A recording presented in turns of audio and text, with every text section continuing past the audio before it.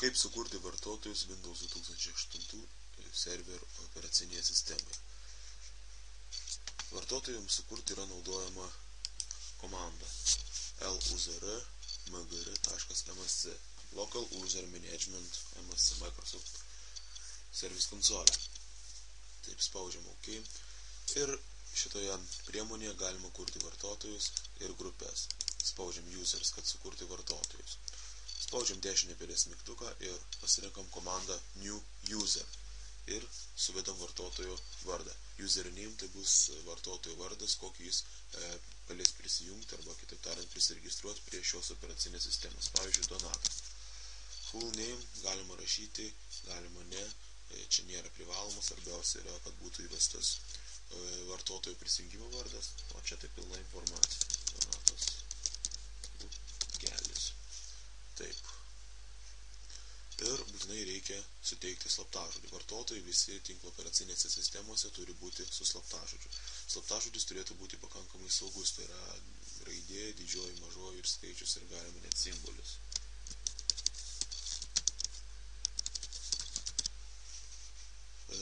Jeigu politika administratoriaus yra tokia, kad vartotojas kiekvieną kartą prisijungęs pats pasikeis slaptažodį, tai tą varnelę reikia palikti ir neatžymėti. Kitaip tariant, vartotojas prisijungs ir jam bus išmestas pranešimas, kad reikia pakeisti slaptažodį. Čia bus tai administratoriaus standartinis slaptažodis. O jeigu pageidaujame, kad vartotojai negalėtų pasikeisti slaptažodžiu, tai tiesiog užžymim, kad negalėtų, visada jis bus toksai pat ir slaptažodis, kad galios visada ir nereikės jau karts nuo karto pakeisti, nes operacinė sistema kas 30 dienų rekomenduoja pakeisti slaptažodį. Gal dabar palikim tokį užžymėjimą, kad mes suteikėm standartinį slaptažodį, o vartotojas prisijungęs jį pasikeis kokį tik tai nori. Spaudžiam Create. Lygiai taip pat galima sukurti dar vieną vartotoją, pavyzdžiui, Bukelis.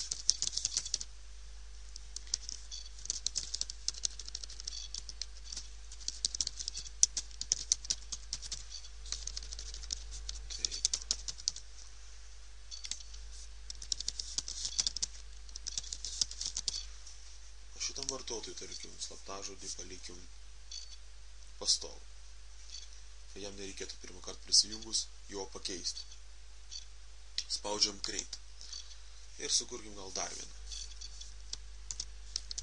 Su vartotoju dėstytoju.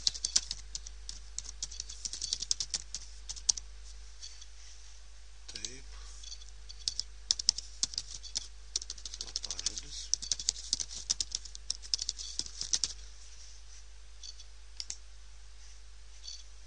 Ir jam išvis net neleisime pakeisti slaptažodį. Taip, ir spaudžiam Create. Close. Bandykim jungtis. Norint prisijungti kaip vartotojas, spaudžiam Start ir Switch User. Logoff tai atsijungtų administratorius. Taip, ir matom visus vartotojus, kokius mes sukūrėm. Čia jų pilni vardai matosi. Taip. Jo prisijungimo vardas buvo Donatas ir slaptažodis. Ir kadangi jam buvo parinkta nuostata, kad slaptažodis turės tas vartotojas pasikeisti pirmo prisijungimo metu, spaudžiam OK ir įvedam naują slaptažodį.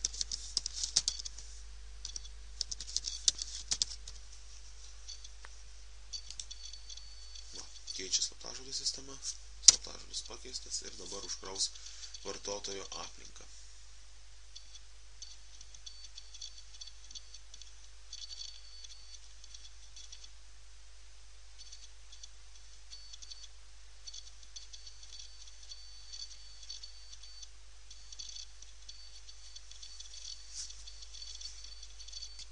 Taip, atsijunkim kaip šitas vartotojas.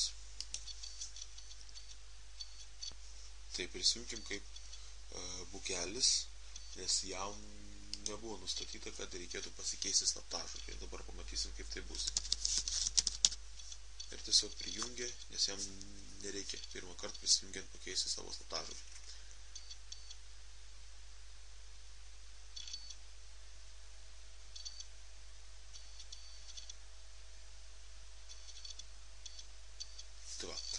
Tai lygiai taip pat atsijungiam.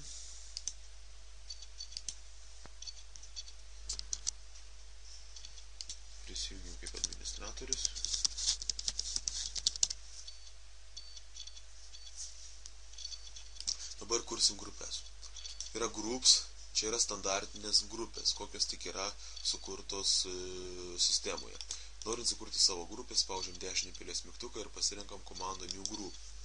Ir grupės pavadinimą, tarkim, studijos. Narius galima įtraukti dviem būdais. Vienas iš būdų yra spausti Add, tada Advanced mygtuką, Find Now ir surasti ir pažymėti tos vartotojus, kurie priklausys tai grupiai. Pavyzdžiui, Pukelis, laikydami Ctrl, žymim antrą vartotojo, Donatas. Spaudžiam OK. Reiškia, ties 2 vartotojai dabar priklausys grupiai studijos. Spaudžiam mygtuką OK. Ir Create. Grupė studijos sukurta. Kaip kitas būdas įtraukti į grupę vartotojus. Tarkim, dar vienas vartotojas buvo dėstytojas, kuris nebuvo priskirtas grupiai studijos. Ant dėstytojos spaudžiam 2 kartus kairiuoju pilies mygtuku ant to vartotojo vardo ir matom Member of. Yra users ir galima Advanced, Find Now, tik čia bus pateikiama sąrašas visų grupių, kurios yra užregistruotos šitame kompiuteryje. Taip, studijos, OK. Reiškia, šitas vartotojas priklausys ir users grupiai, ir grupiai studijos. Tai vat antras būdas, kaip galima įtraukti į grupę vartotoją. Nepamirškime Apply OK. Kaip administratorius gali pakeisti slaptažodį. Tarkim, dėstytojas pamiršo slaptažodį. Spaudžiam dešinį pilies mygtuką ir komanda yra Set Password. Tada spaudžiam Proceed ir pakeičiam slaptažodį į to vartotojo. Tik administratorius gali tai padaryti. Kaip vartotojus priskirti, kaip vartotojams suteikti galimybę prisijungti per nuotolį Remote Desktop Connection protokolu prie šios operacinės sistemos. Yra 2 būdai. Vienas būdas yra ant kompiuterio spausti dešinį pilies mygtuką, paspausti komandą Properties, tada Advanced System Settings ir yra mygtukas Remote. Taip. Ir reikia parinkti.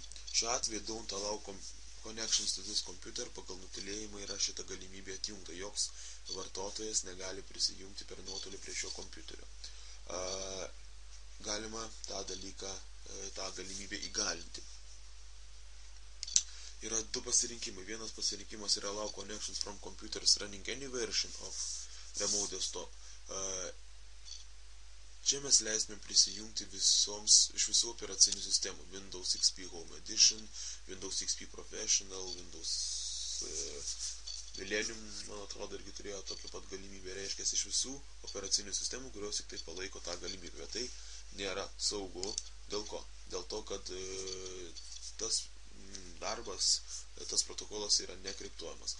Windows Vista, Windows 7 operacinėse sistemose buvo įjungta nauja autentifikavimo sistema būtent šitam Remote Desktop Connection protokolui. Todėl, jeigu tinkle yra pagrindai nauji kompiuteriai su naujausiamis Microsoft operacinėmis sistemomis, rekomenduojama Allow Connections from Computers Running with Network Level Authentication, būtent su ta nauja autentifikavimo sistema. Taip, ir spaudžiam Select Users. Add, Advanced, Find Now ir pažymim tuos vartotojus, kurie gali prisijungti. Tarkim, dabar galės prisijungti visi 3 mūsų sukurti vartotojai. O paimkim, pažymėkim, tai Bukelis ir Donatas, kad jie galėtų prisijungti per nuotolį. Taip, OK. Apply, OK. Kitas būdas yra Groups, yra Remote Desktop Users. 2 kartus paspaudžiam ant šitos grupės pavadinimo, matom tos vartotojus, kurie jau yra toje grupėje ir jie turi galimybę prisijungti per nuotolį. Spaudžiam Add, Advanced, Find Now ir įdedam paskutinį vartotoją dėstytojas, kuris irgi galės prisijungti per nuotolį. Apply, OK.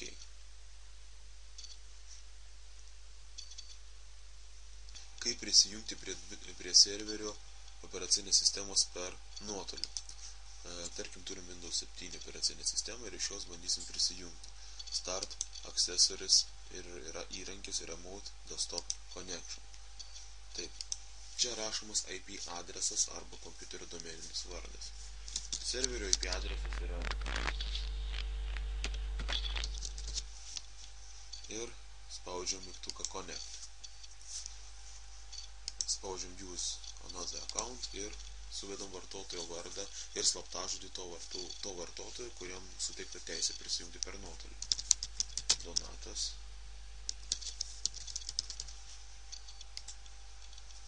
Ir slaptažodį.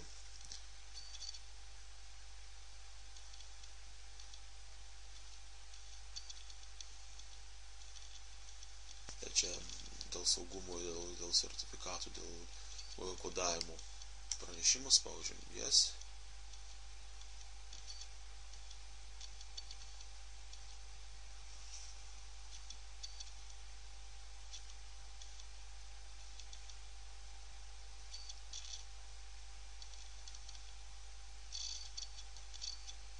Ir dabar saugiai prisijungim prie serverio, kurio IP adresas yra 192.168.15.101 ir dabar ruošiamas būtent darbalaukis ir aplinka to vartotojo, kuris prisijungia.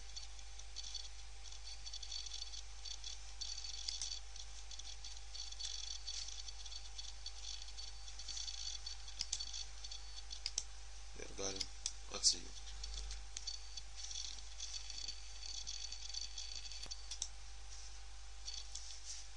Kaip valdyti prieigos prie aplankų teisės Windows 2008 serverio operacinėje sistemoje. Sukurkim katalogą. Donatas Bukelis. Ir dabar valdysim prieigą prie šito katalogo. Ant katalogo spaudžiam dešinę pelės mygtuką ir pasirenkam komandą Properties. Security kortelėje yra valdomos prieigos teisės. Yra vartotojai, administratorius grupė, users grupė ir nėra konkretaus vartotojo. Spaudžiam mygtuką Edit, tada Add mygtuką ir įdedam vartotoją, kuriam norim kažkokias teisės suteikti. Pavyzdžiui, vartotoją Bukelis. Arba visą grupę, aišku, galim. Spaudžiam OK. OK. Ir dabar pažymėję Bukelis vartotoją, galim jam suteikti teisės. Pagal nutylėjimą jis gali tik tai skaityti, matyti katalogus ir viskas. Jeigu norim jam suteikti rašymo teisę, įkelimo dokumentų arba katalogų kūrimo, spaudžiam Write. Keitimo, Modify arba galim Full Control. Taip. Spaudžiam Apply. OK. O kaip padaryti, kad jis galėtų įkelti, bet negalėtų ištrinti? Tai yra, vėl pažymim Bukelis vartotoją ir spaudžiam Advanced mygtuką. Čia galima keisti specialiasias privilegijas, Special Permissions. Dar kartelį pažymim Donatą Bukelį, tą vartotoją Bukelis, spaudžiam Edit ir dar kartelį Edit. Ir čia yra visos teisės, kokius tik įmanomos Windows serverio operacinėje sistemoje. Tai yra išplėstos, advanced. Full control tai yra visos teisės. Taip, jeigu nenorim leisti vartotojui tiesiog iš ten paleisti bylų, jeigu yra pagleidžiamasis failas, instaliacinis koks nors ar kažkas tokio, taip, galim atžymėti. Tai yra pažymėti deny. Nenorim leisti trinti. Pažymim deny su folders, reiškia ir pakatologų negalės trinti. Tarkim, norim leisti, kad tik tai galėtų įmesti bylas, bet katalogų negalėtų kurti. Galim atžymėti create folders, reiškia pažymėti deny, kad patapti savininku irgi nereikėtų leisti tokių dalykų. Ir sakykim, kaip pavyzdžiui, mes susižymėjom tas privilegijas, kurias leisti tam vartotojui ir kurias neleisti. Galima nustatyti, kad visiems subkatalogam, tai yra pakatalogiam, kurie bus viduje to katalogo, galiotų tos pačios teisės. Ir ką, spaudžiam mygtuką OK, apply, yes, ir matot, atsiranda vartotojos bukelis ir jam allow ir deny dvi specialios privilegijos. OK, OK. Ir matom ir užžymėta, kad special permission, specialios privilegijos jis turi ir allow ir deny.